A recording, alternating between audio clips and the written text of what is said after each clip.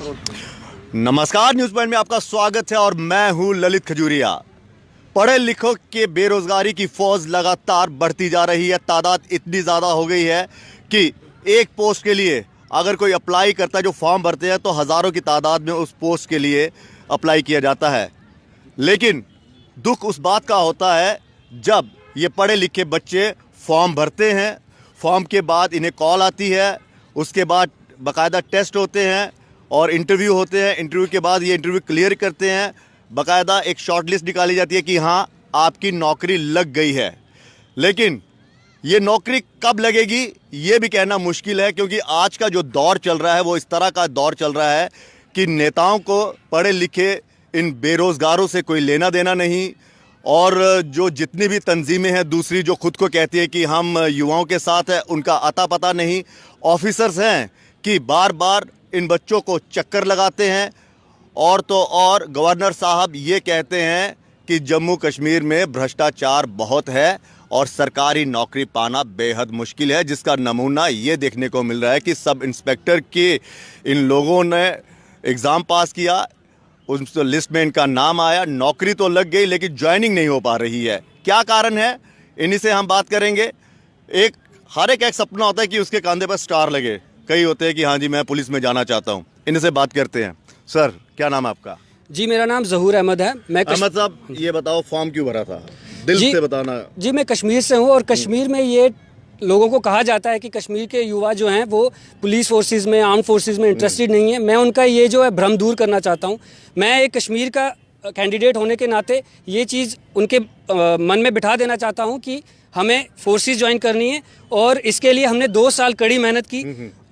658 vacancies निकाली थी JKP ने 2016 में। उसके बाद इसका एग्ज़ाम हुआ 24 जून को, रिटर्न एग्ज़ाम, और फिर 8 अगस्त को उसका रिजल्ट आया और अल्टीमेटली फिर इंटरव्यू हुआ और फाइनली जाके हमारा 13 दिसंबर को हमारी सिलेक्शन लिस्ट रिलीज़ हुई। आपका नाम आया है? हाँ जी। अक्सर उन्हीं को हम देखते हैं ना, जिनका नाम नहीं आता तो प्रोटेस्ट करके आ जाते हैं। नहीं जी, ऐसा आपका नाम आया? हाँ जी, हाँ जी। तो उसके बाद क्या किया, कुछ बच्चों ने जो है पिटीशन फाइल की और कोर्ट ने एंट्री ऑर्डर निकाला कि जो होम डिपार्टमेंट है और पीआरबी जो है वो रिस्पांस फाइल करे, रिप्लाई फाइल करे, और तब तक इन जो स्टूडेंट्स की है वो ज्वाइनिंग रोक दी गई है।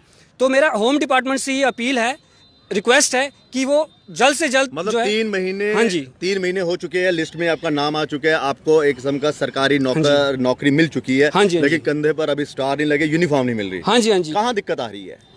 क्योंकि जो होम डिपार्टमेंट है वो रिस्पांस फाइल नहीं कर रहा इमीडिएटली, क्योंकि जो कोर्ट ने है उन्हें कोर्ट ने ऑर्डर दिया हुआ है कि जो एज सून एज पॉसिबल जो है ये रिप्लाई फाइल हो जाए।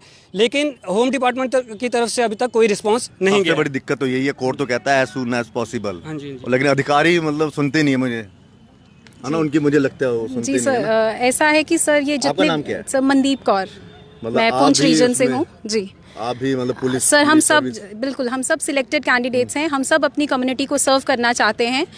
जैसा कि आपने पहले भी कहा कि to see the stars on our shoulders, ये हर किसी का ड्रीम रहता है, हमारा भी है डेफिनेटली। लेकिन सर यहाँ पे प्रॉब्लम ये आ रही है कि जिन ग्राउंड्स पे ये एलिगेशंस लगाए गए हैं वो सभी के सभी एलिगेशंस फेक हैं, और ये सारे पिटिशनर्स जो हैं ये इस एंटायर प्रोसेस का एक पार्ट रहे हैं। They are like basically they are the merit out candidates, जो मेरिट इन नहीं हो सके तो रिटर्न एग्जाम के 7 मंथ्स के बाद उन्होंने ये एलिगेशंस लगा दिए हैं कि मास कॉपिंग या बाकी जितने भी फॉल्स एलिगेशंस हुए हैं। अच्छा, ये दिक्कत है? हाँ जी, आफ्टर 7 मंथ्स उन लोगों ने ये एक रिट पिटिशन करी है। तो अगर ऐसा कुछ था, अगर ऐसी कुछ डिस्क्रिपेंसीज थी तो उनको उसी टाइम पे इमीडिएटली जाना चाहिए था। और एक फैक्ट और मैं आपको ये बताना चाहूँगी कि just after the written exam जो पिटिशनर्स हैं इन्होंने ही एक प्रेस रिलीज में ये चीज़ कही थी कि ये एग्ज़ाम बहुत ही जेन्युइन वे में हुआ है, सब कुछ बहुत फेयर हुआ है। उस समय रिजल्ट नहीं निकला था ना? उस टाइम रिजल्ट नहीं निकला था। अब जब ये खुद मेरिट आउट हो गए हैं तो हाउ दे कैन रेज मतलब क्वेश्चंस अगेंस्ट ऑल दिस। एक फैशन सा बन गया है कि अगर सपोज मेरा नाम उस लिस्ट में नहीं आता है तो मैं ये कहूँगा कि धांधली हुई है और कोर्ट का रास्ता अख्तियार करने का अब एक चलन सा चल पड़ा है। इस पर भी लगता है मुझे अलग से चर्चा। सर, क्या हालचाल? बस सर बढ़िया। इनको बता दूं कि कहीं भी नौकरी नहीं मिलती है, फॉर्म हर जगह भरते हैं, नाम भी आता है लेकिन नौकरी नहीं मिल पाती है। कौन सा अटेम्प्ट है, कौन सी नौकरी कितने फॉर्म भर चुके हो? सर मैं आपको बताऊं कि मैं केएस का भी मेंस जो है वो लगभग 2-3 बार लिख चुका हूं और उसके अलावा मैंने टीचर मैं 2 बार वाइवा दिया है और 3rd टाइम मेरा सिलेक्शन हुआ टीचर में। लेकिन पुलिस यूनिफॉर्म पहनना मेरा बचपन से ही ड्रीम था, क्योंकि बड़ा अच्छा लगता है अपने वतन को, अपने रियासत को इंसान सर्व करे, और वो भी इतना सुनहरा मौका मिला। हम लोगों ने सारी स्टेजेस क्लियर की। आफ्टर दैट जो है वो हमारा मेडिकल हुआ और हमारा जो वेरिफिकेशन था वो भी कंप्लीट हुआ। लेकिन फाइनली हमें एक ऐसा कोर्ट की तरफ से एक ऑर्डर आता है, ठीक है लीगल राइट है उनका, वो कोर्ट में गए, लेकिन सर रिस्पांस फाइल करने में काफ़ी जो है वो देरी हो रही है। इस दौरान हमने गवर्नर साहब से मिलने की बड़ी जो है वो बेइंतहा कोशिश की, लेकिन गवर्नर साहब जो है वो हमारे लिए अवेलेबल नहीं हुए। बड़ा अफसोस हुआ, हमारा दिल टूट गया कि गवर्नर साहब तो क्लेम करते हैं कि भाई मैं युवाओं के लिए हूँ, मैं यहाँ पे युवाओं के लिए आया हूँ और मैं जो युवा है उनको तरक्की करता हुआ देखना चाहता हूँ। लेकिन बड़ा अफसोस हुआ कि वो हमें नहीं मिल पाया। अब आपके माध्यम से एक रिक्वेस्ट है गवर्नर साहब से कि वो हमारे इस मैटर को देखें, क्योंकि PRB जो है वो पुलिस रिक्रूटमेंट बोर्ड जो है बड़ा फेयरली ये एग्ज़ाम कंडक्ट हुआ है। हमारी OMR शीट्स के साथ में जब हमने पेपर दिया तो साथ में ही हमें कार्बन कॉपी अवेलेबल हुई। पता था कि कौन सा बच्चा कहाँ फॉल करता है, हर बच्चे को पता था और एग्जैक्टली वैसा ही रिजल्ट आया। और इंटरव्यू प्रोसेस कंप्लीट करने के बाद जो है वो फाइनली हमारी सिलेक्शन लिस्ट आई, लेकिन उसके बाद जो है वो ये सारा मसला जो है मतलब फाइनल होना क्या था? आपको अपॉइंटमेंट लेटर्स मिलने थे क्या? Sir thank you for giving us this opportunity. बिल्कुल अभी फाइनल स्टेज जो है वो भी पूरी हो चुकी है। इवन फाइनल रिजल्ट के बाद हमारे मेडिकल्स भी हो चुके हैं, डॉक्यूमेंटेशन हो चुकी है, पुलिस वेरिफिकेशन हो चुकी है, CID वेरिफिकेशन हो चुकी है। अब दिक्कत क्या है? Now the only stage is कि एक फॉर्मल लेटर निकलेंगे जिसमें हमें जोनल ऑफिस में जाके अपनी ज्वाइनिंग डालनी है, तो उसी चीज़ में डिले आ रहा है। बिल्कुल मैं मानता हूँ जो नहीं हुए हैं, what ever the reason is, जो लोग पिटीशन तो नहीं हुआ? नहीं सर स्टे नहीं है, दिस इज एंट्रीम ऑर्डर है जिसमें ये कहा गया है कि आप सिर्फ रिप्लाई फाइल कीजिए। पुलिस को अपना व्यू रखने का एक अपॉर्चुनिटी दिया गया है, पुलिस डिपार्टमेंट को, होम डिपार्टमेंट को। Once they file that reply, immediately हमारी ज्वाइनिंग होने के हमें पूरे चांसेस हैं। और हमें PHQ पे भी ऐसा कोई शक नहीं है, हमें पता ये किस तरह से रिक्रूटमेंट हुई है। We are fully confident. जिस दिन रिप्लाई जाएगा फैशन सा बनता जा रहा है कि जिसका लिस्ट में नाम नहीं आएगा वो कोर्ट का दरवाजा खटखटाएगा। क्यों? मैं सो एग्जैक्टली अभी रिसेंटली देखा जाए तो हर एक लिस्ट यही चीज़ हम लोग फेस कर रहे हैं, सारे स्टूडेंट, सारे बच्चे, हर कोई एस्पिरेंट। फ़िलहाल हम लोग पूरा वर्क हार्ड कर रहे हैं। हम लोग बस सर रिक्वेस्ट करना चाहेंगे गवर्नर सर से कि प्लीज़ हमें एक बारी मिलें, हमारी बात भी सुने। एंड सेकंड थिंग कि हम होम डिपार्टमेंट से रिक्वेस्ट करेंगे कि प्लीज़ रिप्लाई कि होम डिपार्टमेंट ने ये एक रिप्लाई कहाँ पे सबमिट करना है? कोर्ट में ये कहना है कि ये सब कुछ एकदम से निष्पक्ष है, किसी तरह का कोई धांधली नहीं हुई है इसमें। सर देखिए, जो होम डिपार्टमेंट रिप्लाई फाइल कर रहा है उसमें हर एक चीज जो है वो बिल्कुल क्लियरली जो है, हर एक रिप्लाई फाइल करने में वक्त लग रहा है। उसमें उन्होंने जो है वो वीडियोग्राफी जो हमारी जो ड्यूरिंग एग्जाम हुई है, ये स्टे नहीं है, ये एंट्रीम ऑर्डर है।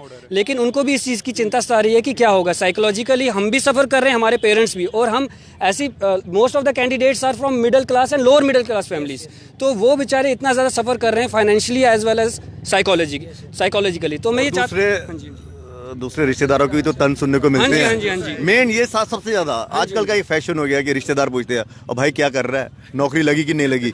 ये जो उस दौर से जब गुजरते हैं ना युवा, ये बहुत परेशान करते हैं। ये तो सब गुजर रहे हो। इसमें जो फाइनल लिस्ट आई थी उसमें हर एक कैंडिडेट का नंबर, हर एक कैंडिडेट का नाम विद एड्रेस दिया गया। इतनी ट्रांसपेरेंट रिक्रूटमेंट मुझे नहीं लगता इतनी स्टेट में बहुत रेगुलरली कंडक्ट होती है। और दूसरा मैं बता दूं कि सवाल ये होता है कि जब आपको पता चल जाता है कि हाँ मुझे इसमें पास होना ही होना है और आपको पूरा विश्वास होता है कि मेरी नौकरी लगनी है, तो मुझे लगता है फिर वो इंसान दूसरी जगह अप्लाई भी नहीं करता मेरे ख्याल में। किसी ने फॉर्म, आपने तो बड़े फॉर्म भर दिए। मैंने अपना प्रोफेशन छोड़ दिया है। मैंने डेंटिस्ट्री में क्लिनिक नहीं सेटअप किया सिंस 2 इयर्स। मेरी डिग्री कंप्लीट हुई है, मैंने कोई क्लिनिक्स नहीं सेटअप किया। मेरे साथ के लड़के क्लिनिक सेटअप कर चुके हैं, अपना वो अर्न कर रहे हैं, हैंडसम सैलरी अर्न कर रहे हैं। और मैं इस रिक्रूटमेंट का वेट करते करते 2 साल मैंने अपने यहाँ पे पूरे ज़ाया किए हैं। और हमें फिर भी पूरा यकीन है होम डिपार्टमेंट से कि हम जैसे बच्चों को सफ़र नहीं करना पड़ेगा आगे जाके। और इनमें से कितने हैं जिन्होंने ऑलरेडी अपनी पोस्ट ग्रेजुएशन छोड़ी है। मतलब कितनी मायूसी होती है जब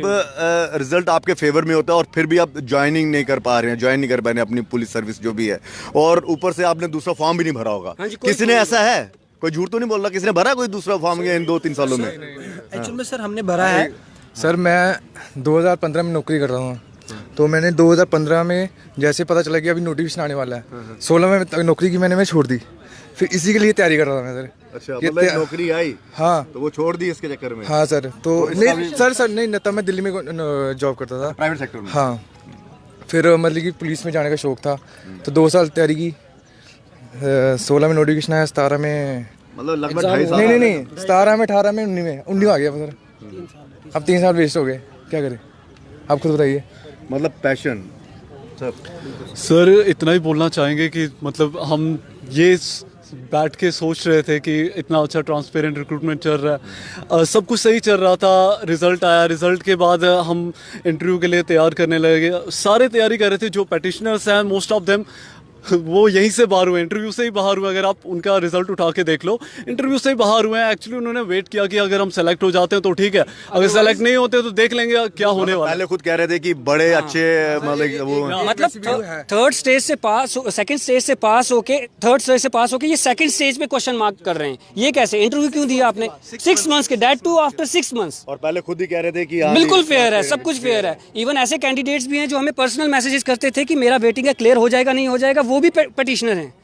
ठीक है, तो अब उससे उनकी ये पता लग रही है कि वो इस चीज़ से फ्रस्ट्रेट हैं कि हम समझते हैं उनकी फ्रस्ट्रेशन की अनएम्प्लॉयमेंट है, लेकिन अनएम्प्लॉयमेंट कैसे खत्म होगी जब तक कि पहले यूज उनको एम्प्लॉयमेंट नहीं मिलेगी, तो फिर कैसे ये खत्म होगी बेरोजगारी? तो नेक्स्ट वैकेंसीज कैसे निकलेंगी? ये हर लिस्ट 3 साल तो लगा दिए इन्होंने ये सोचते सोचते कि कौन है। ये फैशन बन चुका है। यही कैंडिडेट्स हैं जो बाद में पॉलिटिकल पार्टीज पे इल्ज़ाम लगाते हैं कि हमारे यहाँ पे मतलब रिक्रूटमेंट को छोड़ो, कोई जॉब ही नहीं क्रिएट हो रही है। जॉब किससे क्रिएट होगा अगर कोई भी एग्जाम होता है?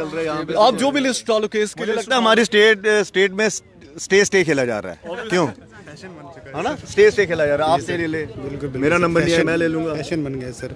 7 महीने से पहले ये कहाँ थे जब रिजल्ट आया? तब भी ये कोर्ट में केस करते।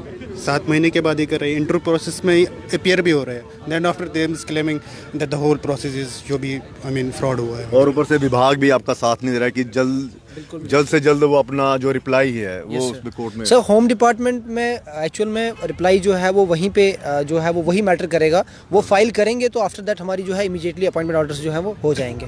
अब हमारी रिक्वेस्ट है सर आपके माध्यम से कि गवर्नर साहब जो है वो इस मैटर पे देखें, और हमारे प्रिंसिपल सेक्रेटरी और होम सेक्रेटरी जो है वो प्लीज़ इसको प्रायोरिटी बेसिस पे देखें ताकि हमारा मैटर जो है वो सुलझ जाए। मतलब नाराजगी कोई वैसी कोई इल्ज़ाम नहीं है ना। अक्सर देखा जाता है कि जब इतने स्टूडेंट्स या इतने जिनकी नौकरी ना लगी हो या रिक्रूटमेंट, मतलब ये चीज़ एक अच्छी लग रही है कि हाँ ये कह रहे हैं कि एकदम से निष्पक्ष और साफ़ सुथरी, कोई इसमें धांधलेबाजी नहीं हुई।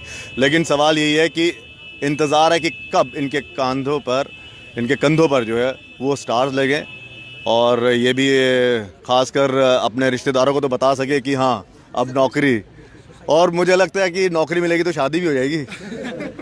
ये भी एक बड़े वो है, ठीक है ना। सर बहुत कैंडिडेट्स हैं जो 28-27 ईयर्स के थे जब उन्होंने फॉर्म फिल किया। 2 साल प्रोसेस को लग गया, दे आर ऑलरेडी टचिंग 30। अगली कुछ देर में तो वो और कोई फॉर्म भी नहीं भर पाएंगे। रहिए, सब कुछ अच्छा होगा, कोई टेंशन नहीं, ठीक है ना। और हम भी ये उम्मीद करते हैं कि आपके ये जो चेहरे मुस्कुरा रहे हैं ना, ये मुस्कुराते रहे और जल्दी आपको स्टार्स लगे। और गवर्नर साहब से भी हमारी ये गुजारिश है कि इन पढ़े लिखे बच्चों को और जिनके अपॉइंटमेंट्स हो चुकी हैं, सिर्फ इन्हें इंतज़ार है कि कब अपॉइंटमेंट लेटर इनके हाथ में हो और वर्दी इनके जिस्म पे हो, स्टार इनके कंधों पर हो, और ये देश की सेवा कर सके। फिलहाल न्यूज़ पॉइंट में इतना।